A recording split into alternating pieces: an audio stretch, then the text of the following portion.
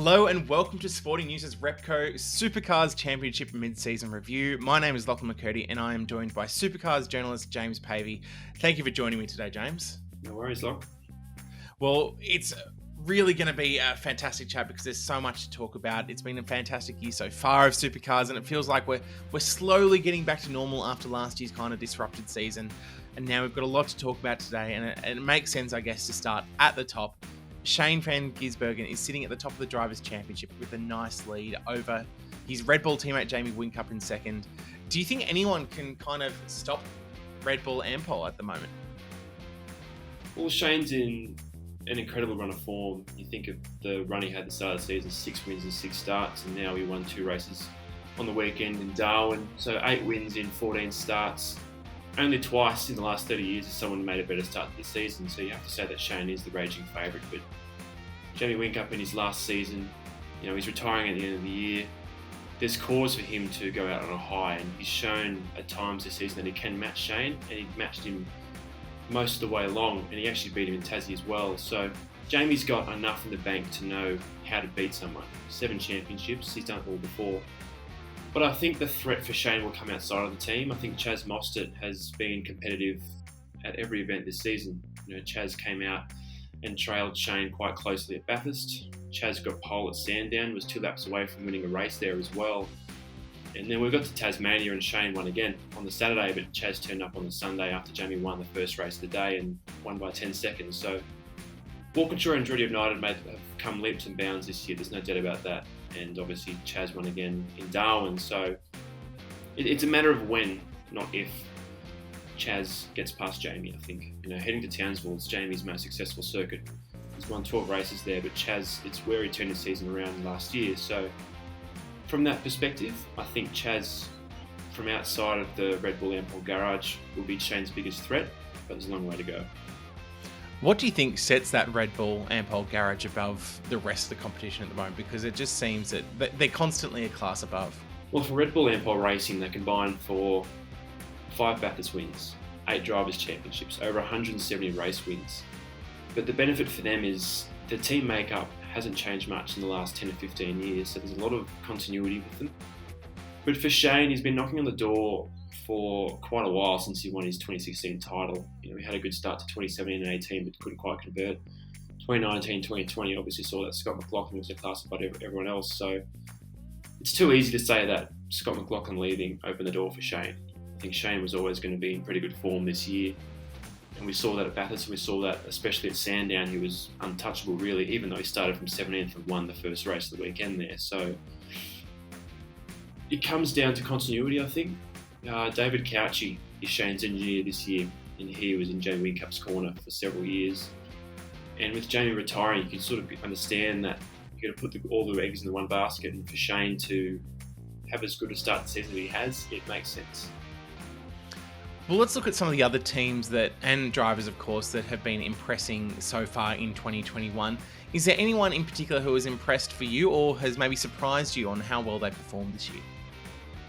Well, again, I'll go back to Chaz Mostert. Chaz Mostert, Walkinshaw and Drury United have been outstanding. I think Chaz might be 230 points behind the championship, but you have to look at his mechanical drama at Sandown. He had a DNF at the Bend. You take out those 2 results, and he's probably fewer than 100 points behind Shane. So the goal for Walkinshaw and Drury United and for Chaz Mostert, who's in his second year with the team, was to be competitive at every round, and they've done that. It's just about converting for them. And I spoke to Chaz's engineer in Darwin, and they said that getting the 1%ers right will help him in their journey. It's just a matter of making it happen. And they made it happen at Darwin, they made it happen in Tassie, but it's about making it happen at every event, and that's how you win championships. And in terms of maybe youngsters who might have done well, I know you've been quite impressed by the Erebus rookies. Yeah, Will Brown and Brody Kostecki have been outstanding. I think Will had a pretty tough start to the year. He crashed in practice, and you never want to crash in the first practice, but for those guys, it was a big risk for Erebus to take on 2 rookies. And one of the things about Erebus, they don't really admire the term rookie. They like to give their drivers as much opportunity as possible to be fully fledged in their own right. But they are first-year drivers still. But to see Brody finish on the podium at Sandown was, I thought, brilliant. And Will Brown at the last event in Darwin was outstanding. He was one of only 5 drivers to score top 10 finishes in all 3 races. So for that team to get the reward and the instant return on blooding 2 new drivers, I think justifies that decision. In such a competitive field, it's always such a risk to take on 2 new rookie drivers. Taking on 1 is hard enough, but taking on 2, you're sort of throwing yourself at the wolves a bit. But for both drivers to come out in a relatively fresh environment and to perform the way they have, one's 10th, one's 11th in the championship, after 5 rounds in such a competitive field, that's pretty bloody good to me. All right, now for even the most casual supercars fans, the one event they look forward to every year is Mount Panorama at Bathurst.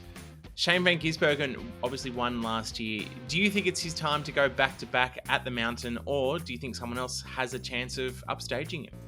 Bathurst is a long way down the road, but it's the race, like you said, everyone looks towards. We had an obscure start to the season in the way that we started at Bathurst. It was a single driver event, but again, Shane was the class of the field. And everything changes at Bathurst. You've got 2 drivers, you've got a long race, you've got fuel pit stops.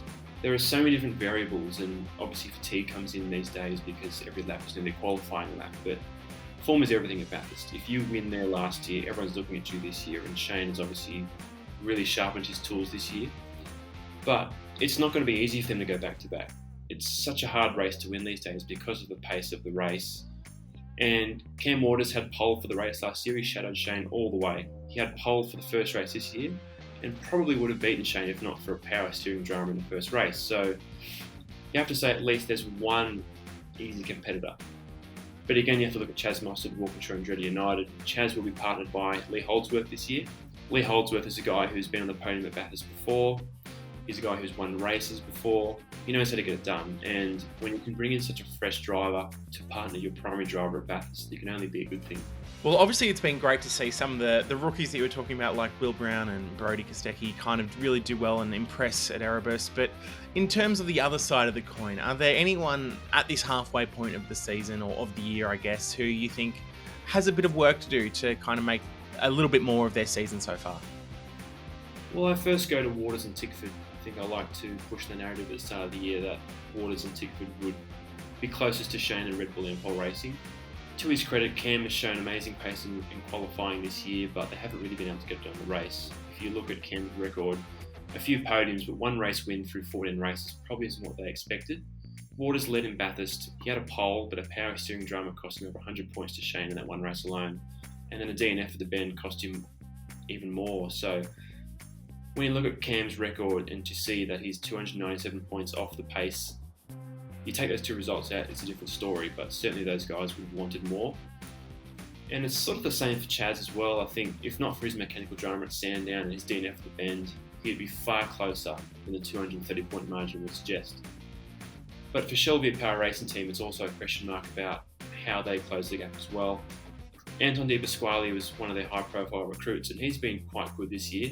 He's had 3 poles, but he's been unlucky as well. He's had 2 engine-related retirements, but also a few crashes as well, and you don't win championships dropping points on such a regular basis.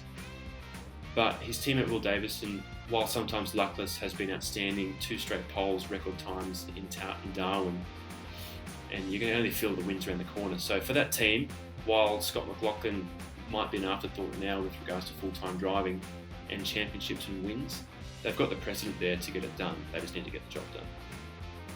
What have you made of the overall level of racing and competition this year, I guess? Do you think it will get even better as we get towards the climax at the end of the season? It's been an interesting season with regards to how different every round has been, but the racing has been world class. Bathurst was about having good car setup.